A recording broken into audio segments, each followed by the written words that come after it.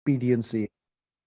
The fact that you're going to see the word over and over again, and I don't want to keep translating it. The last words that we read in the portion last week, as we were reading about kosher animals that in chapter 11 that we're allowed to eat, the long list of animals, it finishes with kind of a reminder that the animals that we're going to consume, they're going in our bodies, and that our bodies are supposed to be holy. It says, you shall not make yourselves impure. This is what we read last week, through any swarming thing, right? So you keep yourself pure. Another way of saying, don't be impure. And you're holy because I'm holy, right? And then it says, the very last line, it says again, the instructions for the animals, and it says, for distinguishing between the impure and pure, between the living things that may be eaten and living things that may not be eaten. But again, this phrase, ben ha-tameh uven ha-tahor, between the impure and the pure. So we understand that the animals would be impure and pure, and as we're about to see, so can we. We can be in those states. Another thing about the terminology, we use the word tameh and tahor. We translate them as pure and impure. What is that's probably what the King James says, right?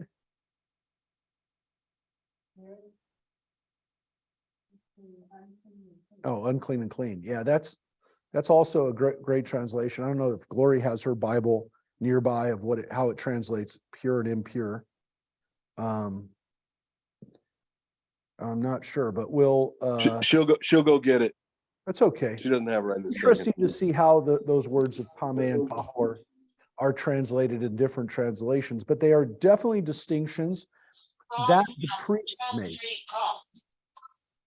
So the portion begins as we've read before, and as we'll read many times.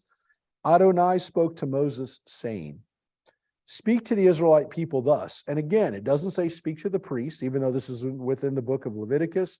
It says speak to the Israelite people, which means everybody, not just the priests. When a woman at childbirth bears a male, she shall be impure 7 days, and she shall be impure as at the time of her condition of menstrual separation. So there it says that a woman for a week is in an impure state.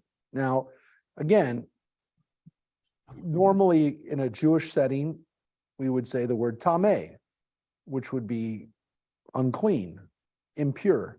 There are different translations to it, but it's a state of being able to render something else impure as well. Now, I don't like the word impure because that's kind of a derogatory statement, but there is this understanding, and again, there are people who've studied this, and they study is the issue of tameh or tahor. The only thing that they look at is the biblical categories of impure and pure, clean and unclean. That's all they look at. But I will tell you that they understand that there is a power, that there's a force to this, which isn't necessarily well translated as impure or pure, but it's definitely, you don't want to be in a state of tameh. You don't want to be in a state, it's not good, but it also doesn't necessarily mean that you're bad if you're tameh. They understand that a woman who has given birth is not in a bad state, but there is this understanding, as we're going to see, that because she's come into contact with life, because she's essentially also bled a lot, that renders her in a situation where she is in a different type of state. And that state goes on for a week, which they say too is the same as if she was menstruating, that she would need to be essentially separated or in this situation of tameh for a week. So from the time that she stops bleeding, it's a week. That means, again, every time that a woman would menstruate after a week, after she stopped, you'd have to wait a week before you essentially could have sex again, as we're about to see. That's one of the issues. Just on the right cycle, they have children. Exactly. And so many people have put forth this understanding that that this encourages procreation, which is why, again, in the Orthodox world, a woman, because you're only having sex essentially 2 weeks, maybe a month, it's the 2 weeks that will overlap with ovulation most likely. Not a guarantee, and it's not, I don't want someone to jump down that this isn't true. It doesn't always happen. I know it doesn't always happen. I know that's not, but overall, the odds are the still to this day, with all of our technology and with all of our knowledge, this works. The timing of this still works. And again, now people can have their Fitbits on and their watches, and now they can have contact with it. And it's great that information is there. But on a simple level, this works. And people knew it. They've known it for thousands and thousands of years. So that is part of it. There is no question, as Joanne's saying, that there is part of this is to encourage procreation. But there's another very important issue you're going to see here from the whole context, which is there's also an issue that blood renders things pure and impure. When it came to the altar, we saw that we're sprinkling blood on an altar. It made it pure, made it holy. But on the other hand, blood can also make something impure. Now, what's going on here? Well, obviously blood is powerful. It's a sign of life. It's if someone once they stop bleeding, they're not living anymore. Those are things that people understood. Blood equals life in the equation. That's obvious. But there's also something here too, which some people have speculated that they understood that blood also can have the possibility of transmitting disease. Well, that makes sense for the impure, but why the pure? Why are you sprinkling it on an altar if it could also make things sick? Well, first of all, you don't sprinkle human blood on that, but animal blood, animals that are sick, I mean, you're not supposed to use sick animals for sacrifices, by the way, but there seems to be something else here. It's not just a matter of life. It's not just a matter of sickness. There seems to be also an issue of the level of intent and how the blood is being used, which means that sometimes blood can be used for purity and sometimes it can be used for impurity. It has power, without a doubt, and therefore, if it's used in one way, it can make something pure, and if it's used in another way, it can make something impure. Yeah. So Joanne's question, how do they decide? I would tell you this. There seems to be an understanding, first of all, that human blood, almost again, like human blood it's never a good thing for human blood to be released. There's kind of an idea that human blood, when it's in the body, is where it's supposed to be. So once it leaves the body, something radically powerful happens. They see what happens when a child is born. Blood comes. It's serious. They also see when somebody gets killed and the blood leaves their body. That's serious. They see that when a woman menstruates, she's still able to have children. All of these observational things are obvious, right? So then the question is why does the blood sometimes purify? Now, that seems to be the issue is number one, the animal itself has to be clean. And it also seems to be that when the animal is sacrificed with an intent, that sacrifice then takes on a powerfully good reason. Look, so Joanne, we don't know why blood in sacrifices was important. One can make the argument that the blood coming off of the animal is the sign that you're releasing the life force of the animal to God. Now, Judaism said you never do that with a person. Other religions didn't believe that and continued to practice human sacrifice for a long time, probably for the same reason that releasing the life force from the body could be powerful. And so people seem to have done that knowing that a human sacrifice would please the gods. So I guess the question is why were animals okay, but not humans? Well, Jews understood that human sacrifice just was wrong. And now we all agree with that.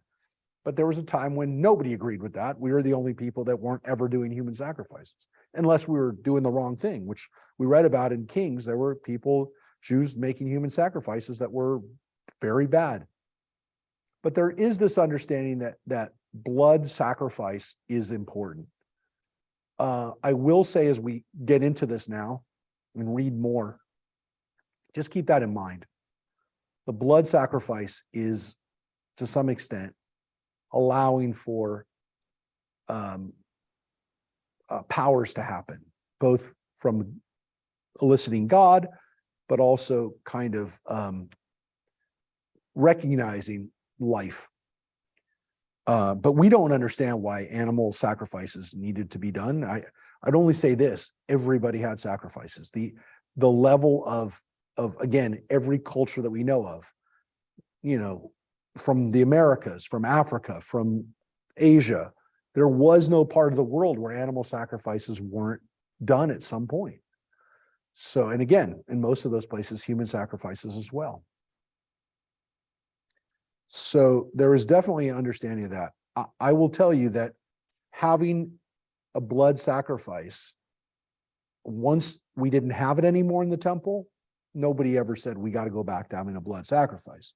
Nobody said, well, we got to have it. On the contrary, people throughout the Middle Ages and beyond have said, we don't need to have blood sacrifice anymore, which is why God allowed for the temple to be destroyed, because God didn't need that anymore.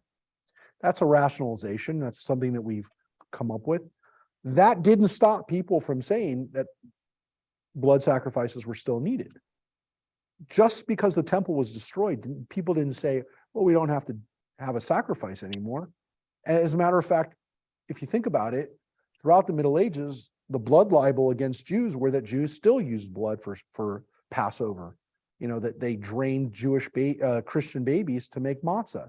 Where do these things come from? They come partly from the Torah, because the Torah does talk about blood being used. It's clearly animals, right? But because there's blood at a Passover sacrifice, there's blood put on the doorpost. It says so in the Torah. You read it. So you can understand where the basis for this stuff comes from. And I will tell you, in reality, and again, anyone who ever saw The Last Temptation of Christ understands this, there is a whole theology built around the death of Jesus and the suffering of Jesus, where Jesus's blood, where Jesus's body is sacrificed and is essentially the final sacrifice. And so and again, that's not a Jewish teaching. That wasn't necessarily a Jewish teaching, but some people said, hey, look, Jesus was sacrificed just before the temple was destroyed to somehow seal the fact that their sacrifices didn't need to be done anymore. I will tell you, there were early Christians who were Jewish who would have said that. They would have said, now the temple's destroyed, but it's okay because Jesus was the last sacrifice.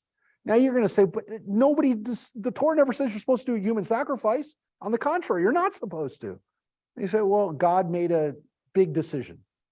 God made a big decision that there's going to be one final human sacrifice, and then it all changes.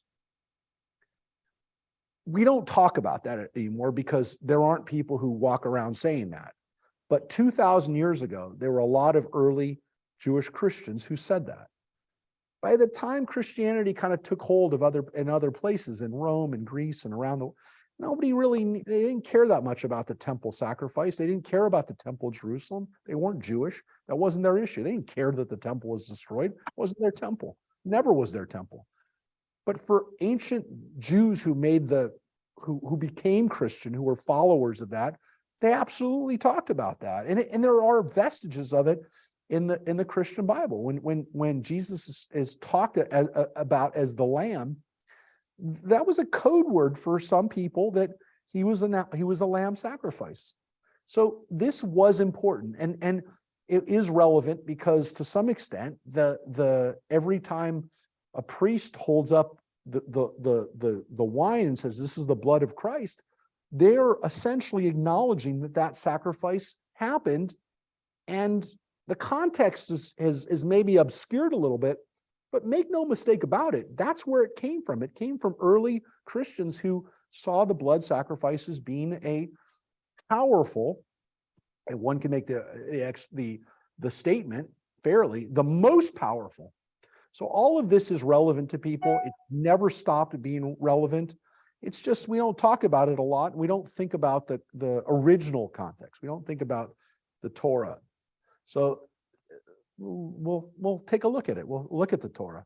So after a woman is 7 days in a state of impurity, on the 8th day, the flesh of his foreskin shall be circumcised. She shall remain in a state of blood purification for 33 days. She shall not touch any consecrated thing, nor enter the sanctuary until her period of purification is completed. Before we get to the daughter part, so for 7 days she is impure. So she's in a state of tame, and which means that she's separated from the rest of the community.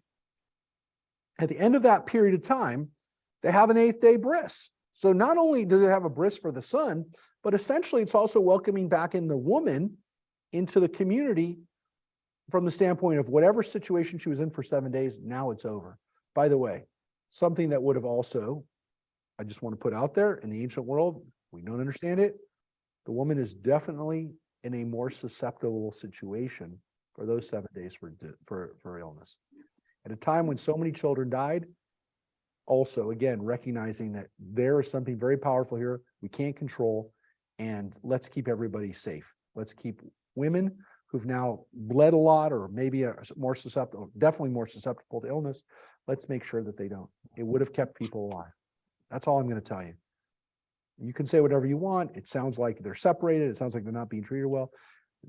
That's not the case. This part, again, 33 days outside of being outside of consecrated things, probably, again, if you think about it, it really only affected women who were priests, who were married to priests, who were part of the Levitical and Kohanic communities. Who else is going to come into contact with holy and consecrated things? It's not going to happen. But when they're in the wilderness, which is when they get these rules, it's a little bit more possible. For a boy, 33 days, basically a month and 3 days outside of the community outside of the building, outside of the sanctuary. She can be with her family, but she's not going into the temple for those into the sanctuary, the Mishkan. For a girl, if she bears a female, she will be impure 2 weeks as during her menstruation, and she shall remain in a state of blood purification for 66 days. What do? They double it for a daughter. Why? Because one day that daughter will also be menstruating. So when did the mikvah come about? Well, it doesn't say anything about mikvahs here specifically as a place, but you will see in here, it talks about washing. So definitely archaeologically, we know by about 2,300, 2,400 years ago, mikvahs are all over the place. So there was definitely ritual washing, but you'll see it here in a second. On the completion of her period of purification for either son or daughter, she shall bring to the priest at the entrance of the tent of meeting a lamb in its first year for a burnt offering, and a pigeon or a turtle dove for a sin offering. Interesting, right? He shall offer it before Adonai and make expiation on her behalf. She shall then be pure from her flow of blood. Such are the rituals concerning her who bears a child, male or female. So however long it took her, 33 days or 66 days, at the end of that period was when she would be fully pure, fully clean, and ready to do everything that she was going to do before. And she also offers a special sacrifice, a lamb and a pigeon and a bird. Now, there is one little corollary right here. If, however, her means do not suffice for a sheep, she shall take 2 turtle doves or 2 pigeons, one for a burnt offering and one for a sin offering. The priest shall make expiation on her behalf, and she shall be pure. So again, one of the offerings is no question. And again, if she can't afford it, she can do two birds. Birds were not very expensive, just so you know. The birds are, like the equivalent of like $1 today. there's definitely a feeling like one of these is offering like a sacrifice of, appreciation. It doesn't say a shlamim. It doesn't say it's a peace offering or a goodwill offering, but it does say a burnt offering, an olah. But then the other one specifically says for a chatat, for a sin, and again, you can say, well, she didn't do anything wrong, but it's either to make sure that she didn't do anything wrong or that the baby will do nothing wrong. But it's definitely, there's a sense here of starting off clean. Everybody can go through this now. As you can see, it's a very short chapter. Is that what it is in your Bible too? It's 8 verses and it goes into 3. It's amazing. So it's a very short chapter. The next chapter is not so short. Any questions so far? That's childbirth. Now that's why it's a separate chapter. Now we're going to get into the body. I spoke to Moses and Aaron. That's what it says this time. Aaron saying, when a person has on the skin of the body a swelling, a rash, or a discoloration, and it develops into a scaly affection on the skin of the body, it shall be reported to Aaron, the priest, or to one of his sons, the priests. The priest shall examine the affection on the skin of the body. If hair in the affected patch has turned white, and the affection appears to be deeper than the skin of the body, it is leprous. When the priest sees it, he shall pronounce the person impure. And of course, let's look at the note right here. Sa'arat is for a variety of diseases. When a human being is declared impure by reason of Sa'arat, the traditional translation of leprosy has been retained without regard to modern medical terminology. Means it is not leprosy, but we're going to call it leprosy so that everybody can know. We're going to keep the same word going. But again, it says right here, the word is sa'arat. Sa'arat. And here it is right there in Hebrew. You can see the word sa'arat. Has anybody ever heard the word surus before? This is where the word surus comes from. Yes. Yes. So surus is actually real surus. It's sa'arat, which is one of the worst things, of course, that in the Bible you could get. But nowadays, anybody could have surus. Could be any kind of stuff that you've got going on. But just so you know, it's a word that defies translation. Because if we say somebody's got surus, obviously it's not good, but it's almost indefinable. You could have financial surus, you can have health surus, you can have relationship surus. There's some surus out there, but it's almost like the original word, which is, this isn't leprosy. This isn't surus. It's not leprous, but it's a whole bunch of stuff. We'll talk about it in a second about why or how somebody could get this, because the Torah doesn't say how you get it. It just kind of deals with what happens when you Surus. Yeah, that's right. Surus XM, right? But if it is a white discoloration of the skin of the body, which does not appear to be deeper than the skin, and the hair it has not turned white, the priest shall isolate the affected person for 7 days. Okay, so on the 7th day, so this is not as deep, it's not as affected. On the 7th day, the priest shall conduct an examination, and if the affection has remained unchanged in color and the disease has not spread on the skin, the priest shall isolate that person for another 7 days. I'm looking at Mike right now with his bandage on his nose. So no, he's going to be just fine. But it is there probably were, in all seriousness, probably some of these diseases that they're diagnosing were skin cancers, and they just didn't know. They just didn't know. About that. You don't think so? No, I read something where cancer didn't develop in the world till like the 1860s. Really? Yeah. Well, they definitely had. People are describing tumors, but maybe they're not. Maybe it's a different kind of cancer. But That's what I read. I will tell you that cancer. So no, I know.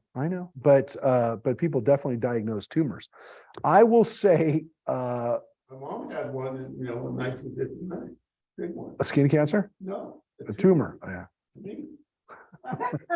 Stop it. Yeah. So they're looking at the person. the disease hasn't spread, but they still have it 7 days more under watch. On the seventh day, the priest shall again conduct an examination. If the affection has faded and has not spread on the skin, the priest shall pronounce the person pure. It is a rash. After washing the clothes, that person is pure. Now, what's interesting here is it didn't really talk about the person, right? Washing the person, but if the rash should spread on the skin after that person has been seen by the priest and has been pronounced pure, that person shall again report to the priest. So what happens here is you can see that sometimes they thought the disease was over and it wasn't over. So there were times when people thought they were healthy and they weren't healthy. And that happens. That happens. So they had to deal with it, and the person would have to go back and start over. Basically, A doctor. Yep. And at least when it comes to these kinds of things, there's the priests are responsible for the health of the community, both the spiritual health of the community and the physical health. If the priest sees the rash is spread on the skin, the priest shall pronounce that person impure. It is leprosy. When a person has a scaly affection, it shall be reported to the priest. Now, this is pure scaly. It's not that way now. I wouldn't want to come to you with my. It's not, I'm not a priest. Definitely don't come to me. I do not. Rabbi, I have a question. Yeah. Were the priests, were they doing dual duty here? Were they No, doctors? it's not a dual duty because it doesn't say they're doing any other medical care other than this. So what is interesting about this is that there is a spiritual component to this. There had to be, because they're nowhere else in the Torah does it say, hey, if your head hurts, go see a priest. There's nothing here anywhere else, any inclination we have at all that priests function as doctors. What they did do, though, is they did declare things pure and impure. I mean, we just saw that again at the end of last week's section. So priests have to decide that. Now, where does that come into contact with these kinds of things? Well, these are things that have a spiritual component to them. And as much as we would say, not every disease has a spiritual component, there are diseases that do have spiritual components. And as I said at the beginning, at the top of the class, we are coming out of one of those where the disease had emotional, besides the physical ailments that people had during pandemic, there were financial, emotional, relational, and one could also argue, I don't think it takes much spiritual component to this. And it wasn't because we didn't have services and because we didn't, it wasn't that. That's not what I'm talking about. I'm talking about the fact that people on a spiritual level were affected by the pandemic in the sense that it wasn't just depression, right? People were depressed, but it wasn't just depression. And so there was a religious component to this because when everyone is affected, when everyone in a community is affected, when everyone in a nation is affected, then what happens is that even if you don't get sick, you're affected by it. And whether or not you're happy or sad, and usually, of course, you're not happy, but whatever the emotions are, they have an effect on you. And therefore, when you figure out like how deep the effect is, you can get counseling, you can talk to a therapist, you can talk to somebody who can help you mentally. But when you deal with the consequences on a massive scale, we would say that by nature that creates a spiritual component to it. Just like when we suffer a national catastrophe, there was a spiritual component to 9/11. We know that. Only some people were directly affected by it. Only some people were murdered. But the consequence of what it meant to us emotionally and spiritually is part of who we are now. And everyone who survived 9/11 as an American, felt there was a spiritual reaction that needed to happen. So we had services, we did something with a spiritual connection to that. So not every illness has got a spiritual connection, though. I would argue that everybody who's been dealt with illness, everyone who's cared for someone with illness has been spiritually affected by it.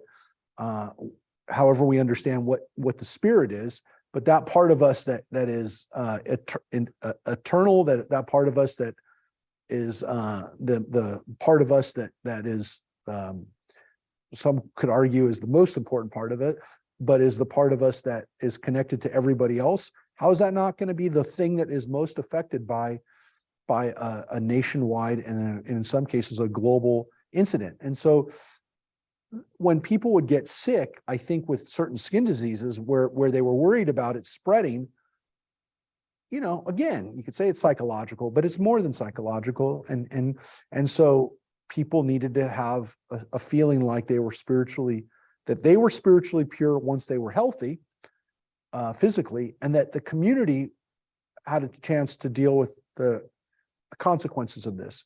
Not that only they were protected, but that they were spiritually okay. They come out of this. Look, that's part of the problem with what we're dealing with now. The spiritual component to dealing with whatever we are in a post-pandemic, we never had hey, we're over this, because we're not. I mean, people are still dying. I did a funeral Sunday for a woman who died of COVID. I mean, she was in her 90s and she complicated and whatever, got into her lungs and, had pneumonia and whatever. It wasn't just one thing, but, the son said it because finally it was COVID. So look, it's not over. And so because it's not over, we're not going to have a celebration and we're not going to have a spiritual reckoning on this, but there still needs to be a recognition that there's a spiritual component to what we went through, what we're going through, and hopefully at some point where we can say, we're not in the same situation yet. I mean, look, everybody has their own opinion over how to deal with COVID today, but and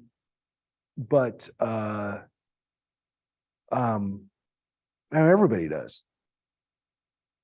And oftentimes their feeling changes day to day and might not be the same as their spouse and might not be the same as their kids or whatever. But the point is that we're still in the midst of it. And there is a spiritual component to this, which I don't know. It's hard to know what the other spiritual elements to this will be, but it's 3 years. What can I tell you? Yeah, exactly. As Mary said, why does God let this happen? Why, is there, is this a punishment? I mean, all the things that people can say and have said, those are spiritual reactions to this. So understand that there are things there are illnesses that have a spiritual component. For the priests, this stuff was.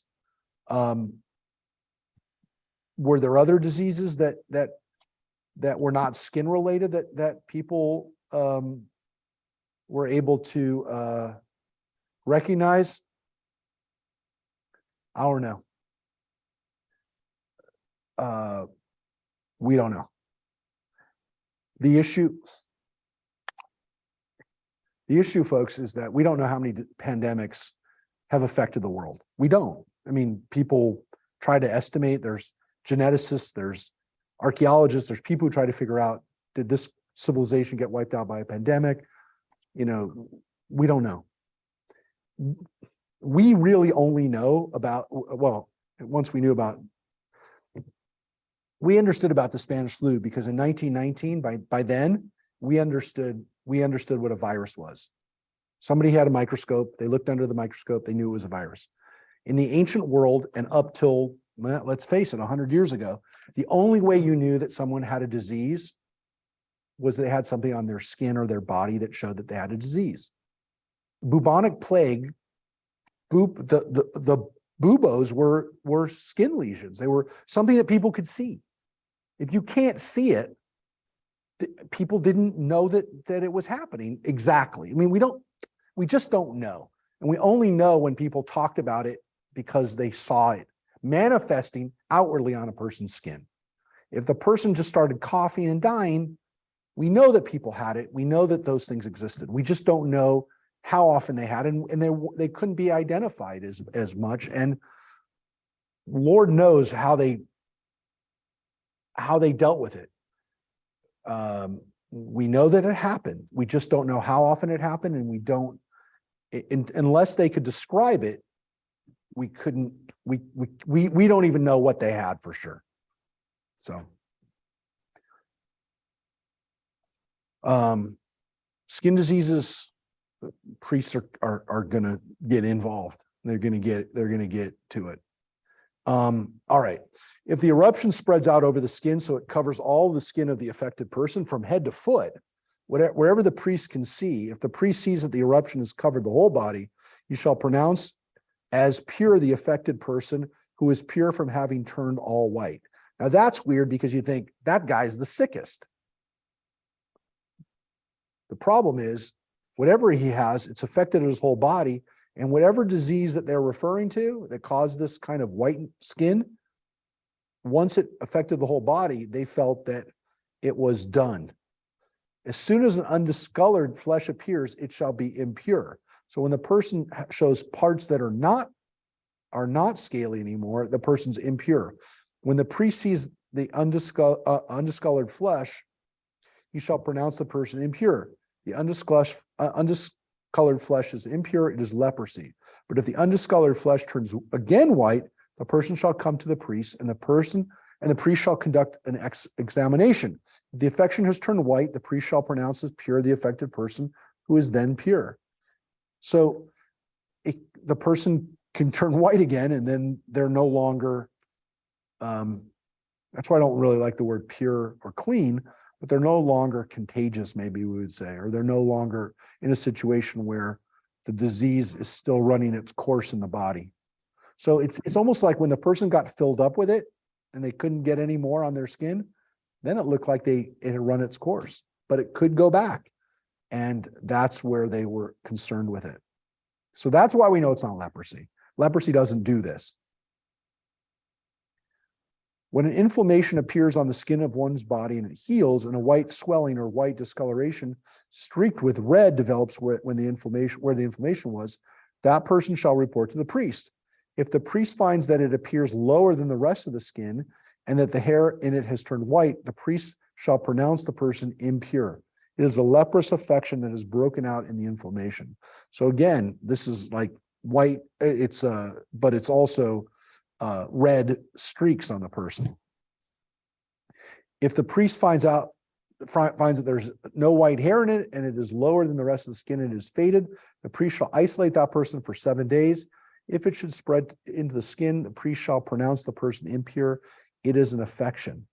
But if the discoloration remains stationary, not having spread, it is the scar of the inflammation that priest shall pronounce that person pure.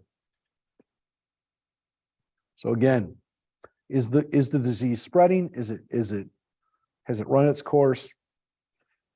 Again, you give the person some time to look, right? For the priest to look at it and make sure it's not spreading.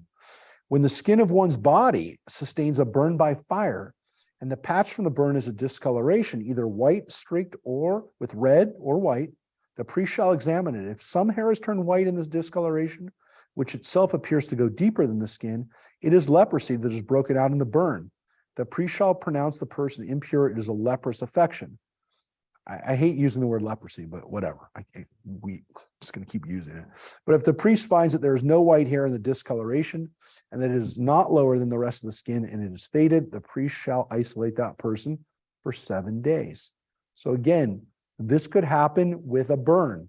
The burn caused some skin inflammation, but then that could lead to this skin disease or a skin disease. Because there's a reason for that. With a burn, you're open to infection. Absolutely. Yeah. Same as if a person got cut, right? It is open, and this is something they were worried about. On the 7th day, the priest shall conduct an examination, and if it is spread in the skin, the priest shall pronounce that person impure. It is a leprous affection. But if the discoloration has remained stationary, not having spread on the skin, and it is faded, it is swelling from the burn, the priest shall pronounce that person pure, for it is a scar of the burn. There you go. If a man or a woman has an affection on the head or in the beard, right? So we're talking about, on their scalp or on their beard where there's hair, a lot of hair. The priest shall examine the affection. If it appears to go deeper than the skin and there is thin yellow hair in it, the priest shall pronounce the person impure. It is a scald, a scaly eruption in the hair or beard. But if the priest finds that the scald affection does not appear to go deeper than the skin, that there is no black hair in it, the priest shall isolate that person with the scald affection for 7 days. On the 7th day, the priest shall examine the affection. If the scald is not spread and no yellow hair has appeared in it, and the scald does not appear to go deeper than the skin, the person with the scald shall shave, but without shaving the scald. A priest shall isolate that person for another 7 days. On the 7th day, the priest shall examine the scald. If the scald is not spread on the skin and does not appear to go deeper than the skin, the priest shall pronounce the person pure. After washing those clothes, that person shall be pure. Again, do they wash themselves? Absolutely. But they also have to wash their clothes. So there is an understanding here that whatever diseases that they're oftentimes talking about, they're spreading through clothes, which is why there are a lot of reasons why this could not just be a virus or a bacteria that's spread by human contact, but also maybe by mites or by some kinds of lice. You have to change your linens on your bed at least once a week. Yep. Yep. So there is possible that this is some type of animal, tiny microscopic bug or something like that is in the people's clothes, which again, they didn't have a microscope. They didn't necessarily know what it was, but they knew that it was spread by the clothes. They didn't know how to treat it either. No, they did know that if you wash the person's clothes, it's a good way to stop this spread of this stuff. Not perfect, but guess what? It's a lot better than just thinking, oh, the person's skin is okay. It can continue to walk around with the same clothes on. So these are ways that people were a little bit healthier. And I will tell you, a little bit healthier in the ancient world made a difference between life and death. And it made a difference. And some people say it was one of the reasons why Jews were targets during the Black Death. During the bubonic plague, there are many theories that the rate of infection amongst the Jewish community was lighter. There are debates about that because people definitely were affected in the Jewish community by the Black Death. But there are theories that it was less in the Jewish community, which resulted in pogroms against the Jewish community in places like Germany and France. We were just talking about this amazing, Mike, you sent me that thing about the Erfurt, the treasure of Germany in Erfurt, Germany. We believe that the people who were murdered in Erfurt, Germany, the treasure that we found from them, they might have been murdered in the Black Plague. The theory is that, again, people turned on the Jewish community because they weren't dying as much, partly because they bathed and also they washed their clothes and they did things when they saw illness spread because the Torah talks about it. There was a biblical basis for it. I will also say that those who said that the death rates were not that much lower in the Jewish community will say this. That didn't mean there weren't pogroms. The pogroms were there. We read about them. We have archaeological evidence. They found in that article also, I don't know if you read, Mike, and whoever else read about the Erfurt community, they've done DNA studies on some of the bodies that they found in these pogroms. They found another pogrom in Norwich, England, where they found bodies that were thrown down a well, which of course is not a great way of stopping the spread of disease. It's the exact opposite. But they found those bodies. They excavated and did some DNA tests on the bodies to understand the DNA of those people at the time, and which is interesting. But it also shows you that there were pogroms against the Jewish community. We know it. Read about it. The archaeology is there. It could have just been people panicking and attacking people because they just are going nuts and they're looking for a target. And so turning their anger against the Jewish community was nothing new. And Jews didn't have to have lower death rates during the Black Plague, but might have happened, maybe didn't happen, didn't have to happen. there could have still been anti-Semitism and murder directed at us, even if we were dying. So, again, back to I think we finished this part about the skull. If the skull has remained unchanged in color and the black hair has grown in it, the skull is healed, the person is pure. The priest shall pronounce that person pure.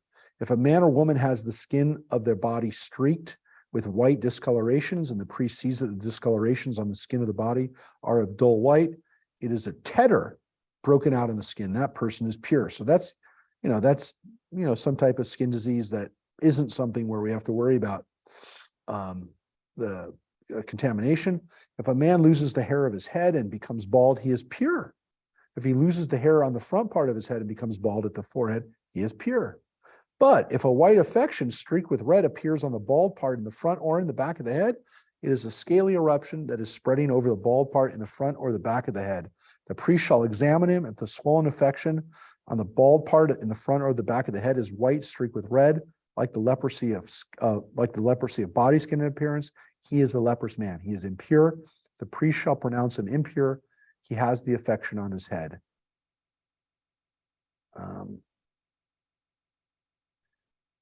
Not what you wanted to have. Yeesh. As for the person with a leprous affection, so now we're getting into what do you do with the person who has it?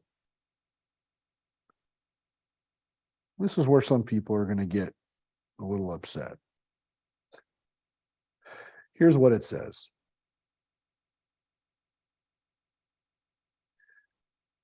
The clothes shall be rent, the head shall be left bare, and the upper lip shall be covered over. And that person shall call out impure, impure. Tame, tame. So the person has to identify themselves. Not again what you want to do, but it is a way of making sure that people know that you are sick. That person shall be impure as long as the disease is present. Being impure, that person shall dwell apart in a dwelling outside the camp. So, look, they're not living inside where the rest of the people are living outside of the camp this is happening while they're in the wilderness. When they live in the city, they live outside the city. They're not allowed to live in the city. So they're not going to necessarily come in contact with lots of people, but when people see them in the area where they are, the zone where they are, they need to make sure people know that they're sick. When eruptive affection occurs in cloth of wool or linen fabric, in the warp or in the woof of the linen or the wool, or in the skin or in anything made of skin, if the affection in cloth or the skin or in the warp or in the woof or in any article of skin is streaky green or red, it is an eruptive affection. It shall be shown to the priest, and the priest, after examining the affection, shall isolate the affected article for 7 days. That means that this disease got into things, not just people. This is not leprosy. This is not a disease that only affects the skin. This affects garments, clothing, skins, animal skins. That's what they're talking about, skin here. They're talking about animal skins. And therefore, your stuff can get a disease, the same disease. On the 7th day, he shall examine the affection. If the affection has spread in the cloth, whether in the warp or in the woof or in the skin, for whatever purpose the skin may be used, the affection is a malignant eruption. It is impure. That cloth, whether warp or woof, in wool or linen, or any article of skin in which the affection is found, shall be burned, for it is a malignant eruption. It shall be consumed by fire. So if the thing is spreading after a week, you burn it up. Now you might think to yourself, why would you even take that chance? If you see some weird spore or fungus in your clothes, why would you not just burn it? Because people didn't just throw away clothes in the old world. They would fix things, they would put patches in things, they would not throw away stuff like we do. We waste a whole lot more than our ancestors did, even a generation or two ago. They would look at the amount of waste that we create and be very offended by what we throw away. When we were kids, get a hole in the knee, you get a bath. Yeah. Nowadays, you walk around with the hole in the skin. So people, yes, people didn't think about fixing their clothes. Part of it is because the cost of manufacturing has become so cheap. That's part of it. I mean, the reality is our ancestors did not buy clothes from Pakistan.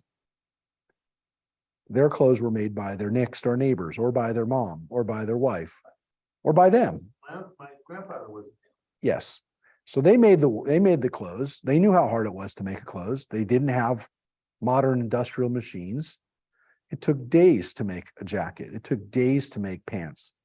And so they cost a lot more, and they didn't throw them away. And we didn't have the disparity in income that we have today. So you can pay somebody in China or Pakistan, not China anymore, but some stuff, but you can pay people to make stuff in other countries, and it's so cheap compared to what we could do in our country, which is why we don't make garments in our country anymore, because you can't compete. So what happened is that because we're able to ship garments across the world, we can essentially take advantage of lower prices in another place to make clothing that's so inexpensive that it takes more time to fix the clothes today. I mean, I get it. I look at stuff sometimes and say, should I fix that? I've done it before. I'm not a great seamster, sewer. I'm not a sewer, but I've sewed a couple things up because I just didn't want to go out and I just felt like, wait, I could fix that. And it took more time than it was to buy a new thing, but whatever. I mean, I did it recently. My wife was like, what'd you do that for? It didn't take that long, but it's also this part of just wasting stuff, which to me, it just offends me that we throw away things that we just didn't even use, let alone that they're in bad shape. They call them disposable clothes. What? The term for that is disposable clothes because they cost so little. Yeah. So part of it is the quality, you're right, is disposable, but also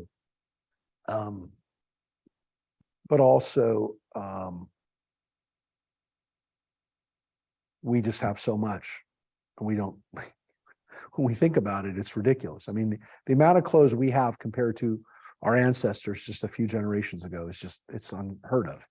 I mean, we have closets, we have walk-in closets. They had 4 or 5 garments. You think about people dressed in Fiddler on the Roof days, the only accessory that changed was maybe the sheitel, the garment on the head. It's about it. Otherwise, the same dress was being worn until couldn't fix it anymore. Pretty wild. Rabbi, I have a question for you.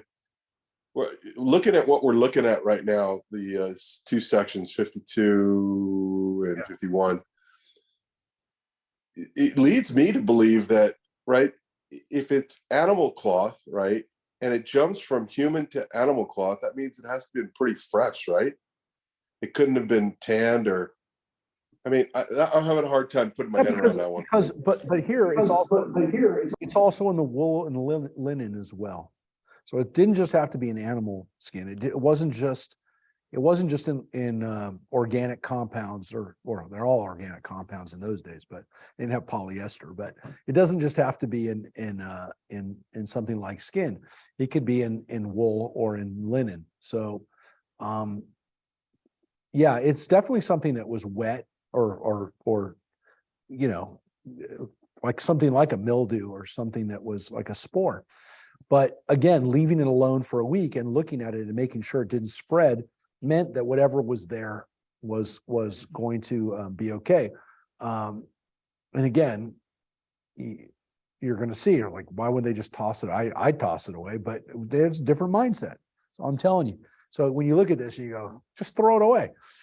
They wouldn't do that. So they did believe, or whatever this was, they felt or knew that whatever some of these diseases were, because again, I think there's a variety of diseases that are being described here. That some of these problems could be spread from clothing, and some of them will. Again, especially ones that are where, look, there are mites and there are bugs that would live in clothing, that, bed bugs, there are, if you leave these bugs, what? Fleas. I mean, if you leave these things without a host for a week, they will die.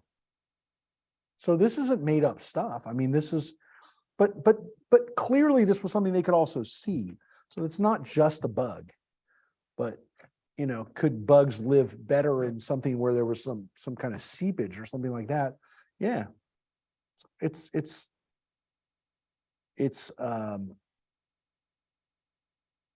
So if a priest sees the affection is in the cloth, whether in warp or woof, and the article of skin is not spread, the priest shall order the affected article washed, and he shall isolate it for another 7 days, which is interesting because they recognize that if it's not really gone and they washed it, that could then kind of reactivate it so that it could start spreading again. So you got to leave it for another 7 days after you washed it. Excuse me. And after the affected article has been washed and the priest sees the affection has not changed color and it is not spread, it is impure. It shall be consumed in the fire. It is a fret. Okay. Whether on its inner side or its outer side. But if the priest sees that the affected part after it has been washed is faded, he shall tear it out from the cloth or skin, whether in the warp or woof. And if it occurs again in the cloth, whether in warp or woof or on the article of skin, it is a wild growth. The affected article shall be consumed by fire. So the one way you can get this thing to keep it is if you take out the piece that was affected and it doesn't spread, you can keep it. If, however, the affection disappears from the cloth, warp, or woof, or from any article of skin that has been washed, it shall be washed again, it shall be pure.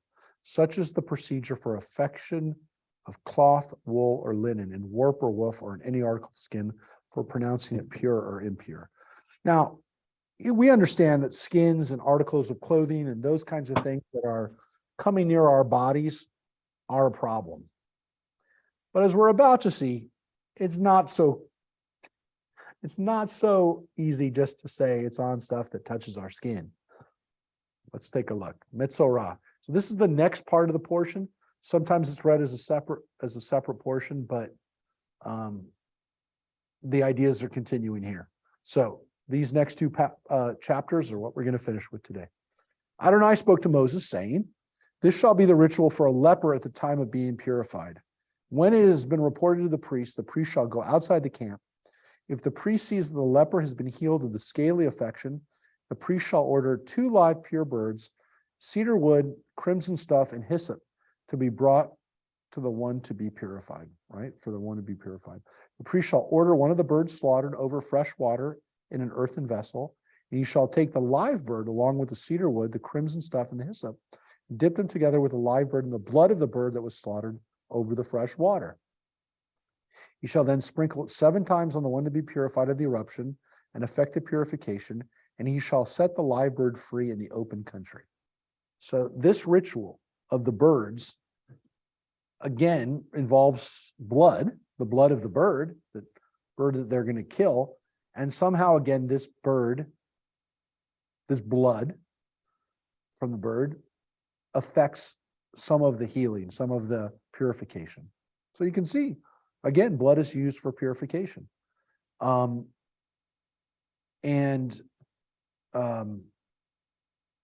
This is all after the person has been declared free, tame.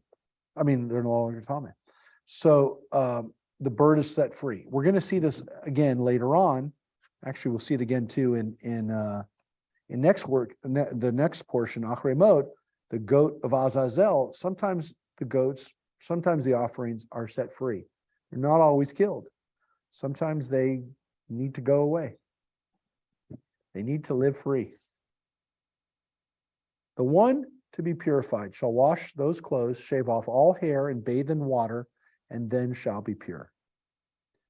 So, and after that, the camp may be entered, but one must remain outside one's tent for 7 days.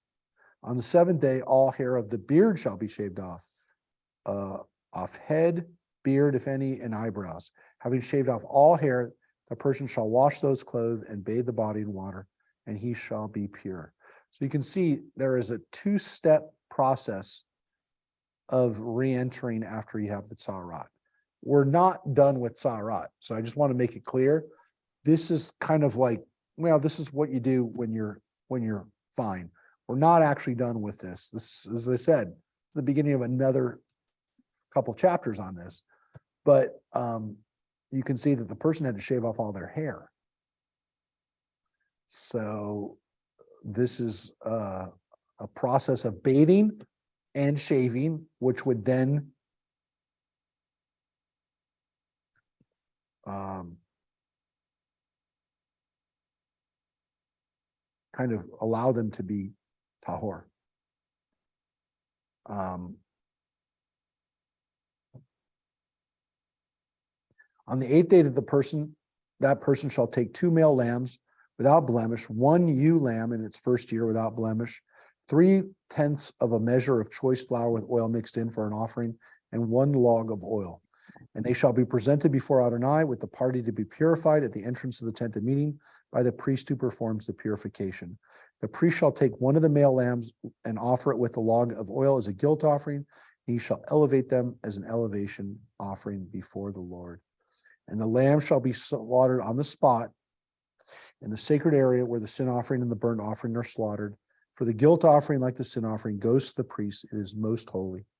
The priest shall take some of the blood of the guilt offering, and the priest shall put it on the ridge of the right ear of the one who is being purified, and the thumb of the right hand on the big toe of the right foot, on the extremities, just like we saw the priest being anointed, the person being purified is. The priest shall take some of the log of oil and pour it onto the palm of his own left hand, and the priest shall dip his right finger in the oil that is in the palm of his hand, and sprinkle some of the oil with his finger 7 times before Adonai. Some of the oil left in his palm shall be put by the priest on the ridge of the right ear of the one being purified, and in the thumb of the right hand, and on the big toe and the right foot over the blood of the guilt offering. So using blood and oil on this person after they are now ready to come into the temple. So there's 2 sacrifices. There's a sacrifice over the illness, and then there's this sin offering that's offered. Another set, it's not one animal, right? And it's not one thing, it's blood and it's oil. And so the person goes through almost 2 rituals of sacrifice in order to be back to normal, if you will. The rest of the oil the priest shall put on the head of the person, of the one being purified, and the priest shall make expiation for that person before Adonai. The priest shall then offer the sin offering and make expiation for the one being purified of defilement. Last, the burnt offering shall be slaughtered, and the priest shall offer the burnt offering and the meal offering on the altar. The priest shall make expiation for that person, who shall then be pure. So when we look at this ritual and what goes into purifying somebody and bringing them back into the community,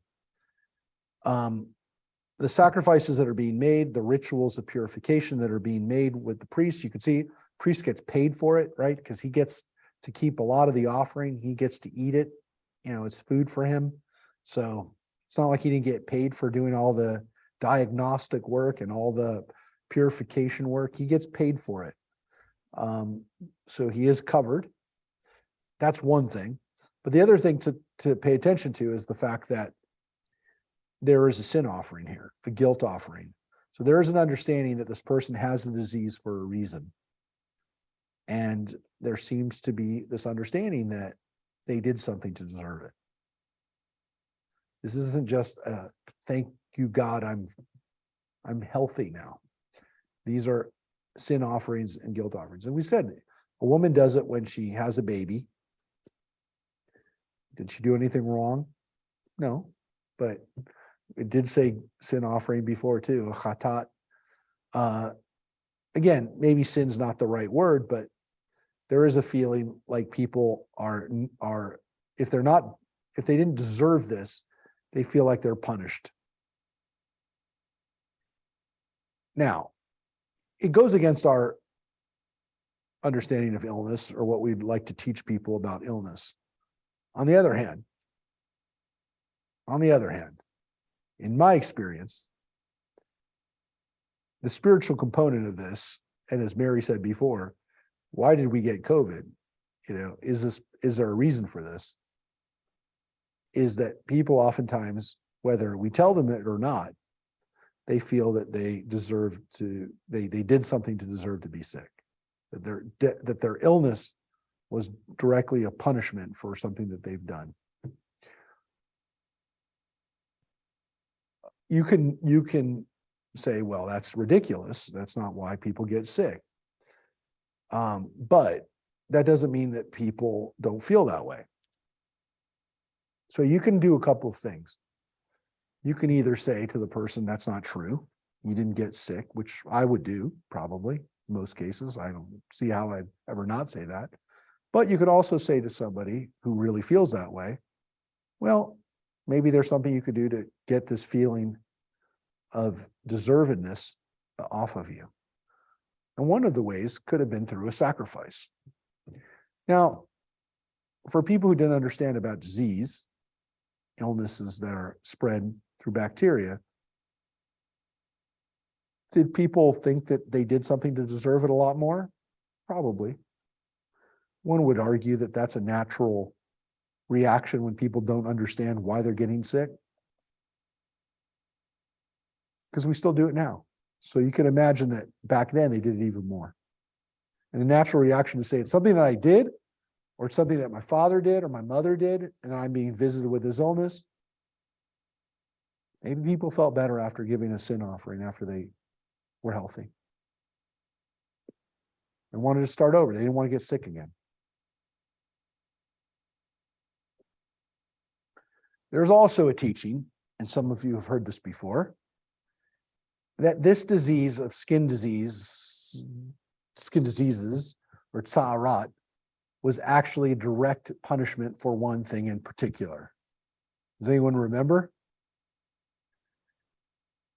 Talking bad about other people. What we would call either slander, libel, you would be tattletaling, tale-bearing, all of those things, you get hit by skin disease. Why? Why do we say that? Well, folks, there's a famous story in the Torah that we'll get to when we get to Numbers, right? Of Miriam, Moses' own sister, who speaks out against her brother, and what happens? She gets hit by tsa'arat, same disease.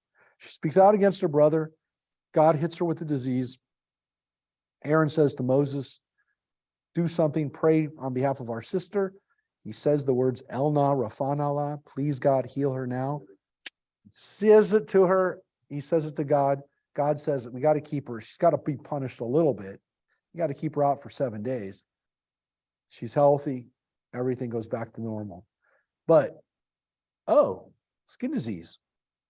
So everybody could get the skin disease like Miriam did. Well, if Miriam got it and she was really special, then anybody could get it. That's the argument. There's another interesting little midrash on this, a little explanation, is the word metzara comes from the words motzi shem ra. When you find something bad about someone, motzi shem ra is to bring out bad name about somebody. And so the word metzara is actually a contraction of those words, saying bad things about someone. So they actually say that there's a connection. The rabbi said there's a connection to the name of the disease and why it is that people would get it. So there was a direct connection in some cases to what people would say, that's why you got that disease in particular. One could also make the argument, it's so common. Sorry, Mike, everybody does it. And because everybody does it, everyone could be susceptible to getting the skin disease. In a circular argument, To do with going, no. you know, so- What's the easiest one of these, like the easiest sin for us to commit? Speaking bad about people. Bad speech, what we call lashon hara. Bad speech. And because it's so prevalent, it also could say, oh yeah, if you went to the priest and said, why do I have this disease? The priest would say, did you speak badly about somebody? Or are you going to say no? Who doesn't speak badly about somebody? So they're like, yeah, you're right, I did. So it's also a sin that's so prevalent that we're going to get hit with something that anybody could get. It would go hand in hand. So that's why. Now, again, if someone was poor and can't go through this ritual sacrifice, of course, here's another out for people who, like the mother who might not have enough lambs to offer. If, however, one is poor and without sufficient means, that person shall take one lamb for a guilt offering to be elevated in expiation, 1/10 of a measure of choice flour with oil mixed in for meal offering and a log of oil, and 2 turtle doves or 2 pigeons, depending on that person's means. One to be a sin offering and the other to be a burnt offering. So you can use birds for some of it. Poor little birds. But again, birds were big sacrifices, which is why we've discovered dove coats all over ancient Israel. Because people raised them, they ate them, and they used them for sacrifices. And they also use them for fertilizer, or we think they use their poop for fertilizer. But yeah, you kind of have a whole ecosystem and food system built around the doves. We found them even up on Masada. We found dove coats. And they weren't making sacrifices on the top of Masada, but they were definitely needing fertilizer maybe for their whatever crops they try to grow up there, or again, for food. Not a lot of meat on them, but they're easy to raise and they kind of stay in the same area. You can keep them in a area pretty easy. Anyways, the priest shall take the lamb of a guilt offering, and on this 8th day, people come to the priest, and the priest shall take the lamb of the guilt offering and the log of oil and elevate them as an offering before Adonai. When the lamb of the guilt offering has been slaughtered, the priest shall take some of the blood of the guilt offering and put it on the ridge of the right ear of the one being purified, on the thumb on the right hand and the big toe of the right foot. And again, this is mainly for right-handed people. Sorry, people who are not right-handed. Those are the extremities of power, of strength. And so they put them on there. The priest shall then pour some of the oil into the palm of his own left hand, and with the finger of his right hand, the priest shall sprinkle some of you've heard this before already. So some of the oil is on the left hand 7 times before Adonai. Some of the oil in the palm shall be put on the priest on the ridge of the right ear of the one being purified, and on the thumb of the right hand, and on the big toe of the right foot, over the same places of the blood of the guilt offering. And what is left in the oil of the palm of the priest shall be put on the head of the one being purified, to make expiation for that person before Adonai. That person shall then offer one of the turtle doves or pigeons, depending on the person's means, whichever that person can afford. One is a sin offering and the other is a burnt offering, together with a meal offering. Thus the priest shall make expiation before Adonai for the one being purified. Such is the ritual for one who has a scaly affection and whose means for purification are limited. Now, we are about to see something pretty weird. Everything we've read so far makes sense, can explain it. Now we got to maybe go a little bit further into our imaginations of what's happening here. Adonai spoke to Moses and Aaron, saying, when you enter the land of Canaan that I give you as a possession, and I inflict an eruptive plague upon a house in the land that you possess, and it's the same word, Sa'arat. The owner of the house shall come and tell the priest, saying, something like a plague has appeared on my house. The priest shall order the house cleared before the priest enters to examine the plague, so that nothing in the house may become impure. After that, the priest shall enter and examine the house. So you clear out the house, get out all the furniture, out all the drapes, all the clothing, all the decorations. If when he examines the plague in the walls of the house is found to consist of greenish or reddish streaks that appear to go deep into the wall, the priest shall come out of the house to the entrance of the house and close up the house for 7 days. On the 7th day, the priest shall return. If he sees the plague has spread on the walls of the house, the priest shall order the stones with the plague in them to be pulled out and cast outside the city into an impure place. The house shall be scraped inside all around, and the coating that is scraped off shall be dumped outside the city in an impure place. They shall take the stones and replace those stones with them, and take other coating and plaster the house. So if you see it in the house, you take out the stones where the area, well, take off the coating first. You take off all the coating of the house. So you don't just take off the coating of the area where the stuff was, you take off all the coating, all the plaster, which tells you, by the way, that they understood that whatever this is, whatever this mold or infection is, it can spread in through the plaster. But the stones where you see it, you take out those stones, okay? And you dump them outside the city. Then you replace the stones and you cover up the whole place with plaster. So plaster the whole place, replaster it all out. If the plague again breaks out in the house after the stones have been pulled out and after the house has been scraped and replastered, the priest shall come to examine if the plague is spread in the house. It is a malignant eruption in the house. It is impure. The house shall be torn down, its stones and timber and all the coating on the house, and taken to an impure place outside the city. Now that's a pretty serious deal. When you lose a house, that's a lot. And so it's not, you try not to. You try to just do a little work on the house. But if the house is still messed up, you have to get rid of the house. So houses had something like a plague. Is it mold? Is it something that people knew could spread to another house? It was definitely not a good thing. And they didn't want to have just someone's house be destroyed, but after you try to fix it and he doesn't fix it, you take it down. You have to tear it down. Now, well, we'll finish this up and I'll tell you one thing. Whoever enters the house while it is closed up shall be impure until evening. Whoever sleeps in the house must wash clothes, and whoever eats in the house must wash the clothes. If, however, the priest comes and sees the plague is not spread in the house, after the house was replastered, the priest shall pronounce the house pure, for the plague is healed.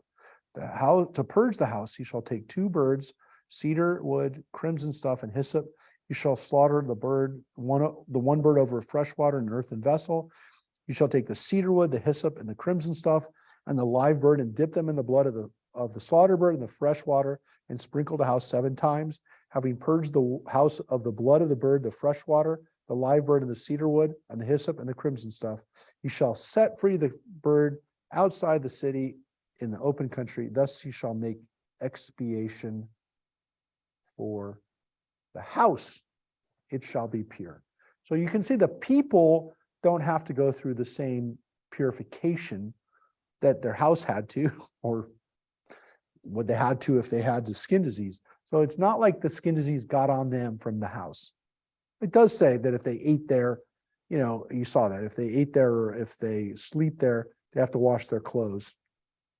But they don't have to go through purification. Okay.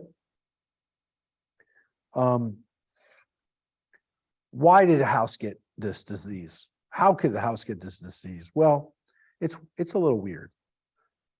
But Joanne said it could be some kind of mold, and you can get sick from it.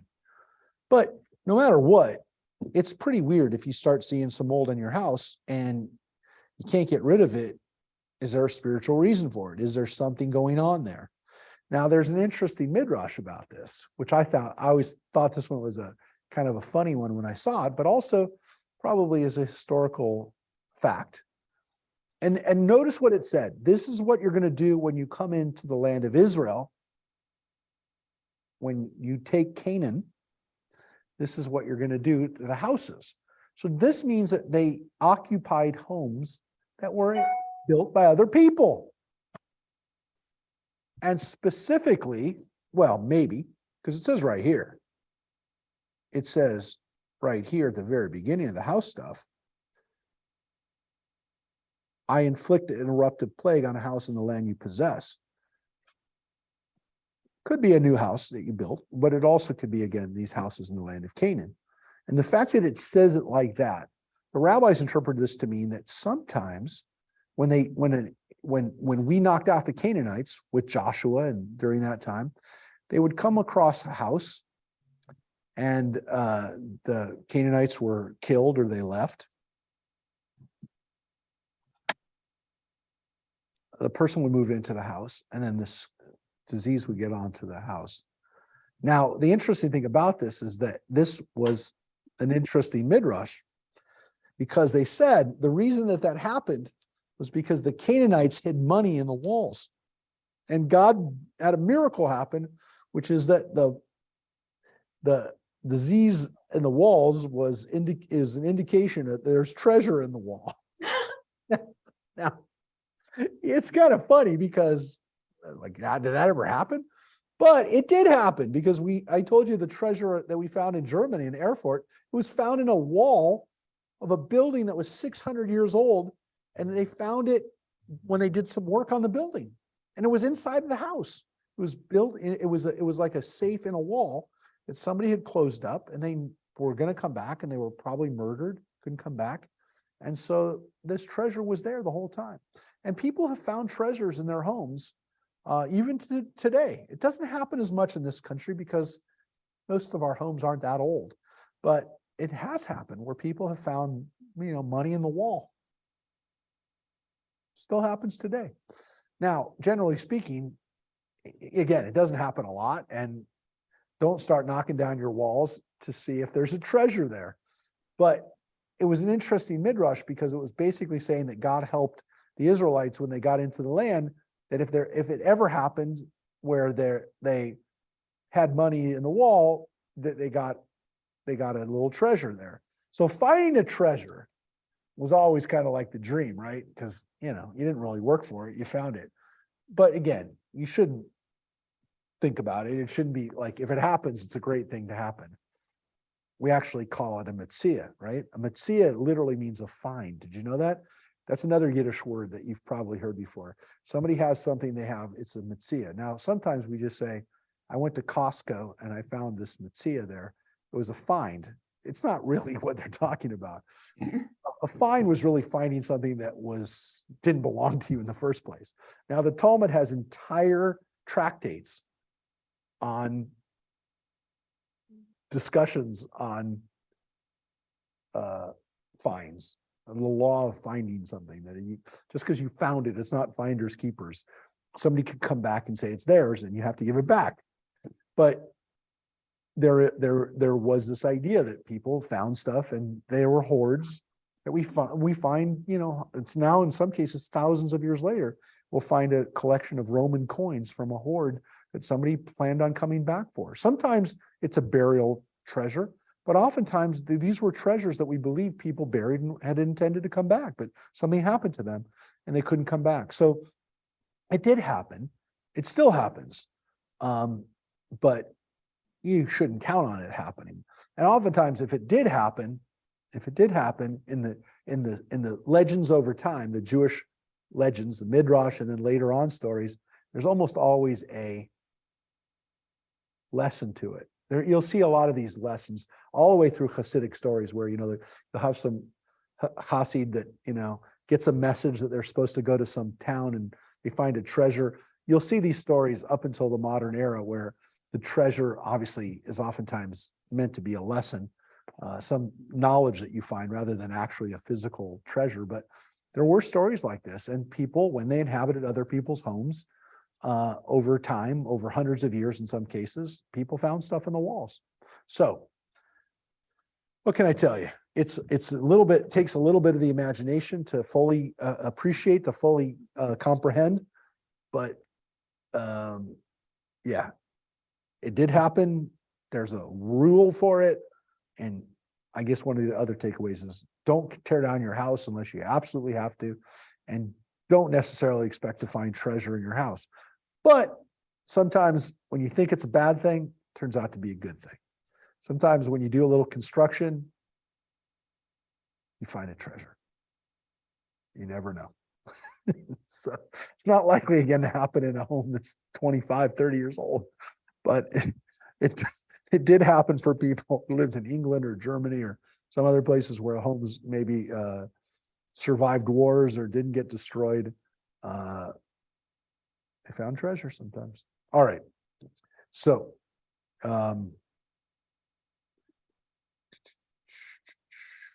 the last thing we say here is such is the ritual for every eruptive affection, for scalds, for an eruption on the cloth or a house, for swellings, for rashes, or for discolorations, to determine when they are impure and when they are pure.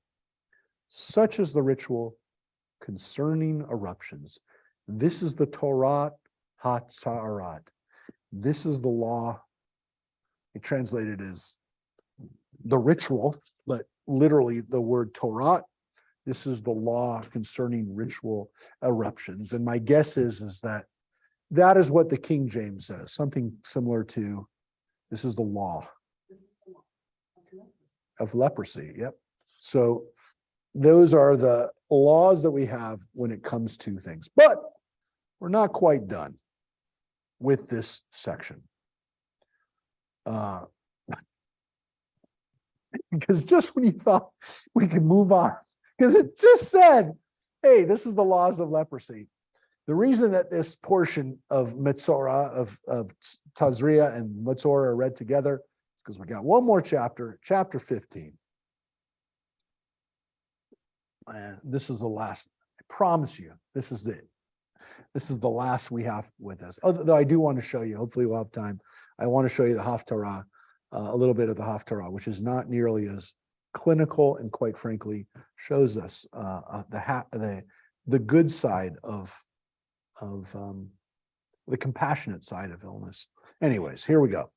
Adonai spoke to Moses and Aaron, saying, "Speak to the Israelite people and say to them, when any man has a discharge issuing from his member, he is impure." So just if you thought that women get singled out, sorry for those who say that it's sexist, misogynistic, whatever. No, it also happens to men. The impurity from his discharge shall mean the following: whether his member runs with a discharge or is stopped up, so there is no discharge, his impurity means thus: any bedding on which the one with discharge lies shall be impure, and every object on which he sits shall be impure. Those persons who touch his bedding shall wash their clothes, bathe in water, and remain impure until evening. Those who sit on the object on which the one with discharge is sat shall wash their clothes, bathe in water, and remain impure until evening. So that would mean like chairs, things like that. Couch. Those who touch the body of the one with the discharge shall wash their clothes, bathe in water, and remain pure until evening. If the one with a discharge spits on someone who is pure, the latter shall wash their clothes, bathe in water, and remain impure until evening. Well, spitting back isn't going to make you healthy. Any means for writing that the one with discharge is mounted shall be impure. So you're riding on a horse, riding on a donkey, riding on a camel. You got to get rid of that mount too. You got to clean that off. All those who touch anything that was under him shall be impure until evening. And those who carry such things shall wash their clothes, bathe in water, and remain impure until evening. All those whom the one with discharge touches without having rinsed his hands in water shall wash their clothes, bathe in water, and remain impure until evening. So you might have found out afterwards that you touched the guy or touched something that he had. Guess what? You got to bathe and wash your whole body and all your clothes. An earthen vessel that one with a discharge touches shall be broken, and any wooden implement shall be rinsed with water. So that's pretty heavy.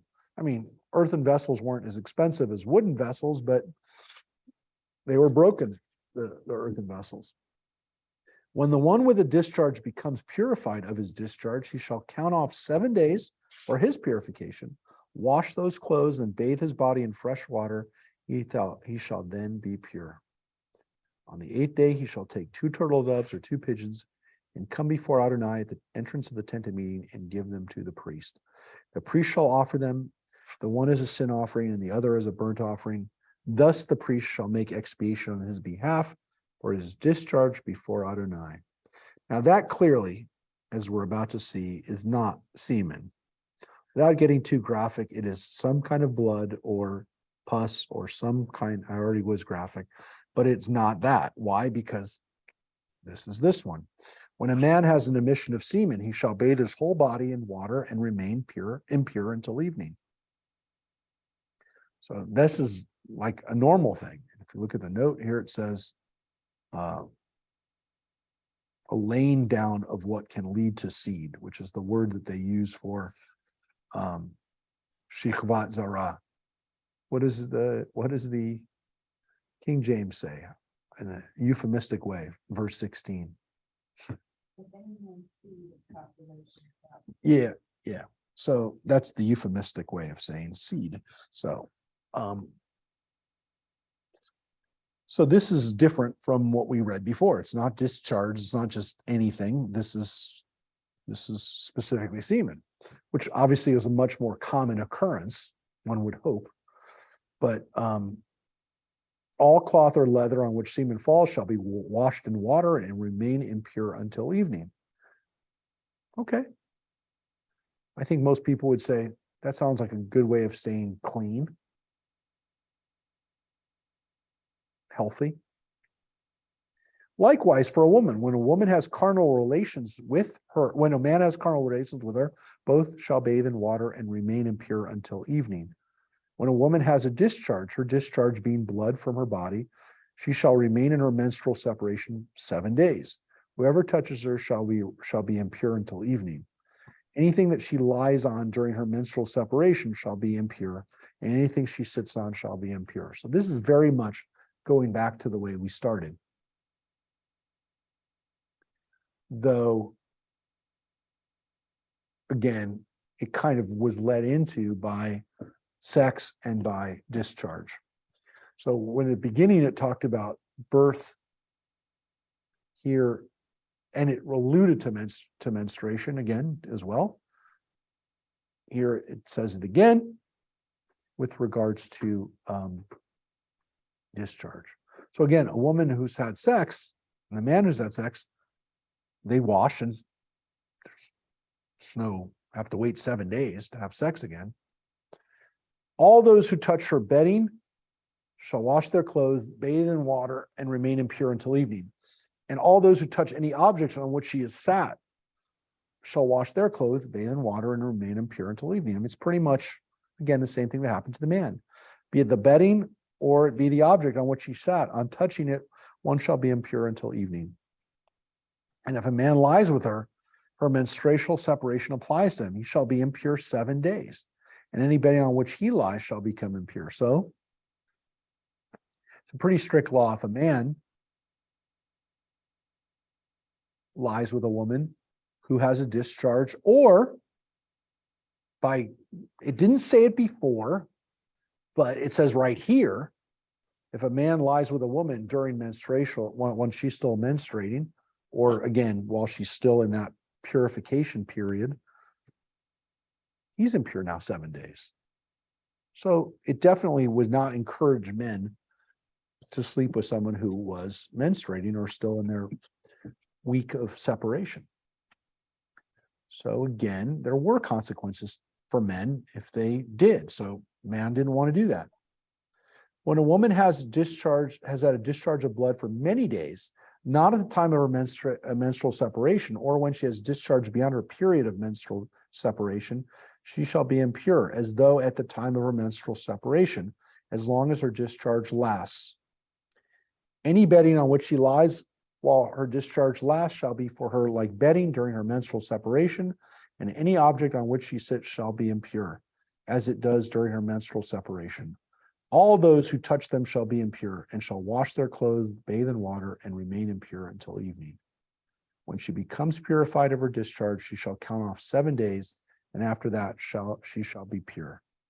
Now, I will tell you, this is absolutely still an issue within the Orthodox world, where women who are menstruating at not the right times or have some types of discharge have to know whether they're in a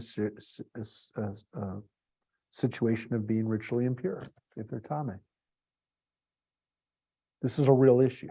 Like, I'm not making this up. I mean, believe me, I wouldn't make this up. I don't want to share it to you. It's actually been in some of the recent television shows about Orthodox world. They sometimes get into these family purity issues because it is obviously a very personal issue. It's something that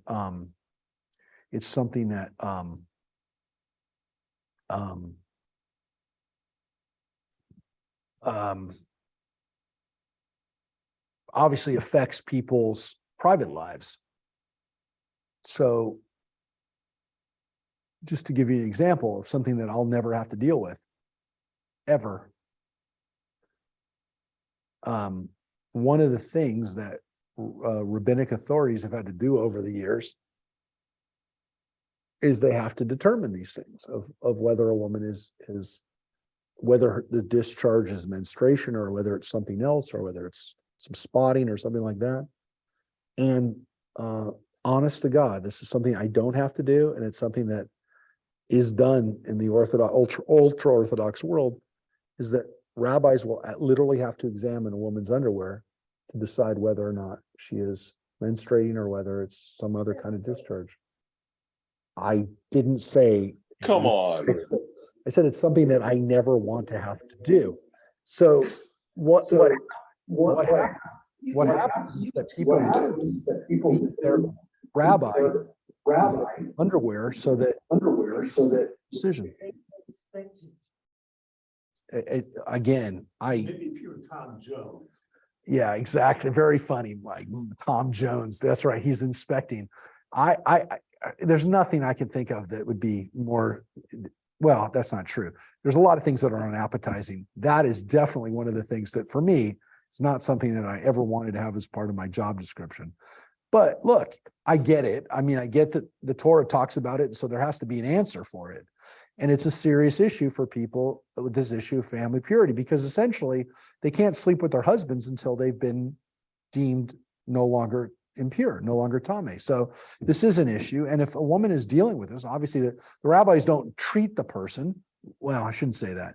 Sometimes they'll tell them to say certain prayers and things like that. But most rabbis today, even in the ultra-Orthodox world, will say, go see a doctor, go see a gynecologist, and they'll say you have to have this examined, and well, maybe there's an answer.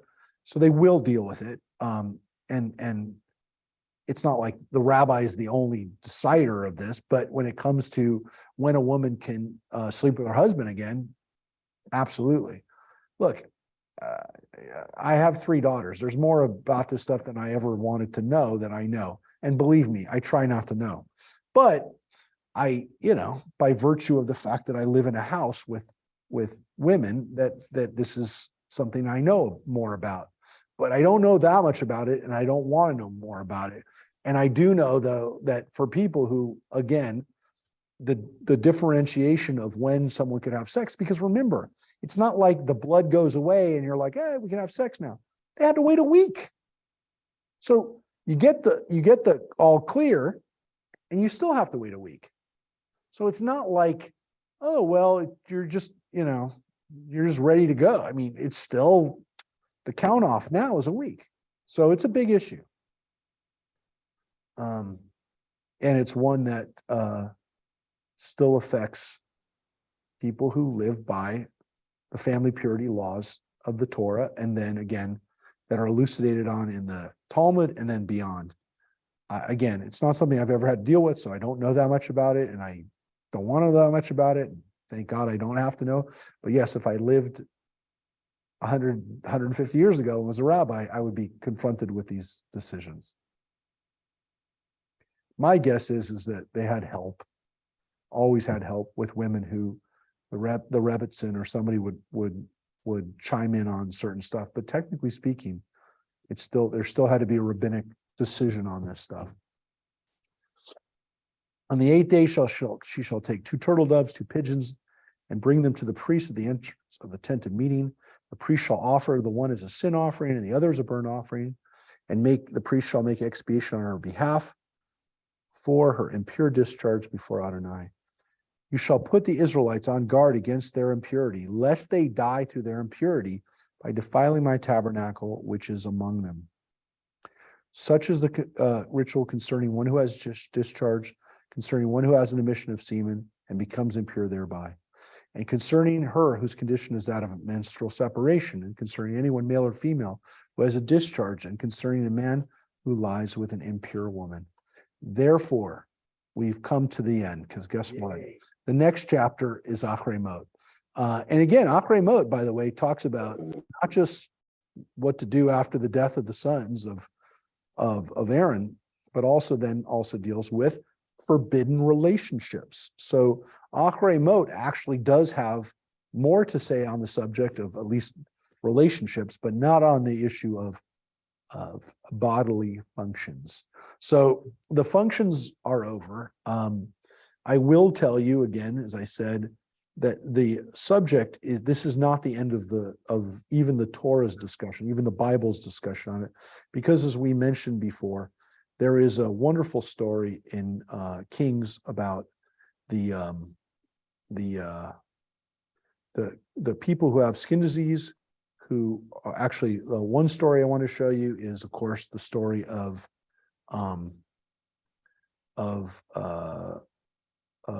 curing Naaman, who has a skin disease.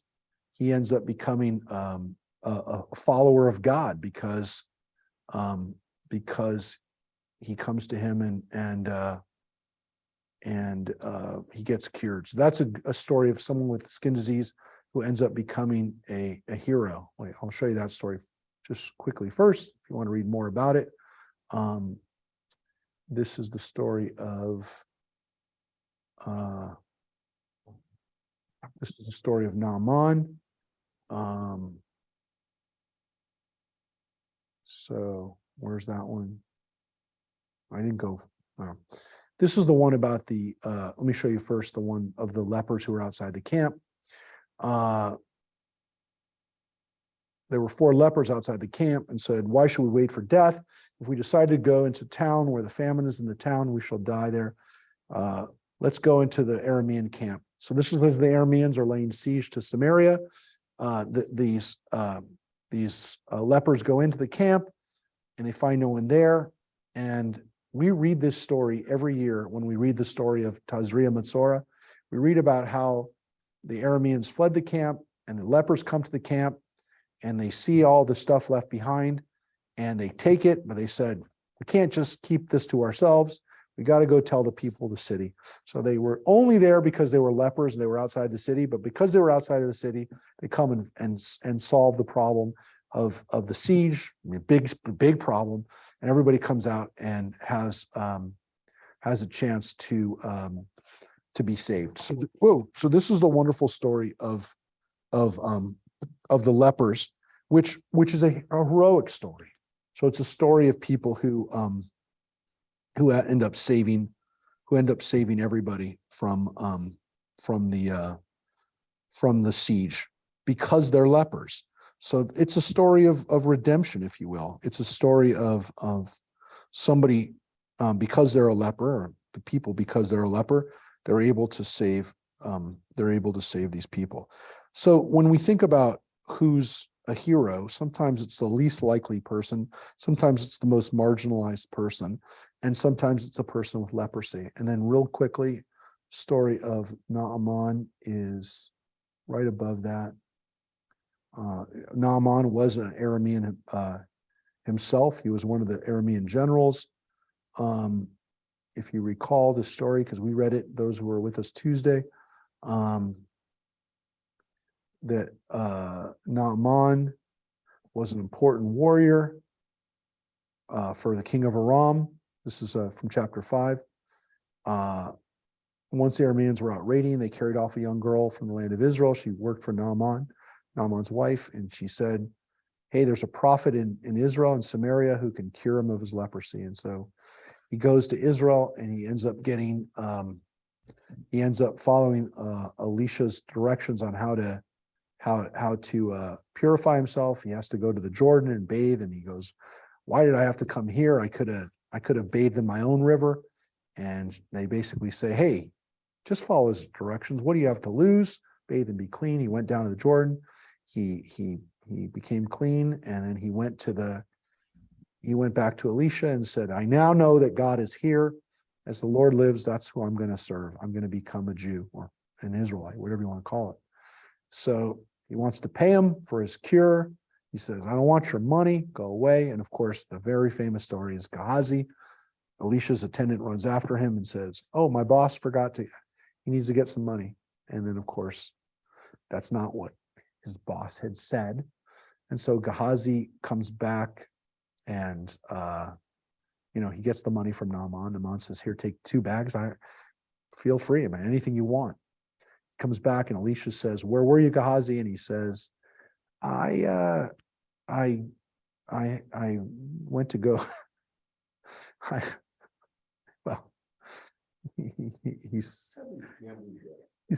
He's like, hey, nothing happened. Elisha says, I'm a prophet, man. I'm a prophet. You think I don't know what you did? He says, you took money from these people. You took money from this guy. And he says to him, his leprosy is now your leprosy. You got leprosy now.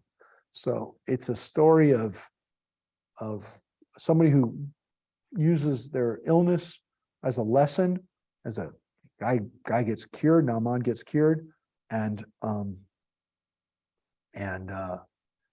then the leprosy goes on the greedy guy. So the stories of leprosy in the Bible, especially in the book of Kings, are then used as the haftarot for these portions, so that when we read them and we're like, oh, this is so clinical, this is so sad, this is so uncompassionate, people are sick, come on.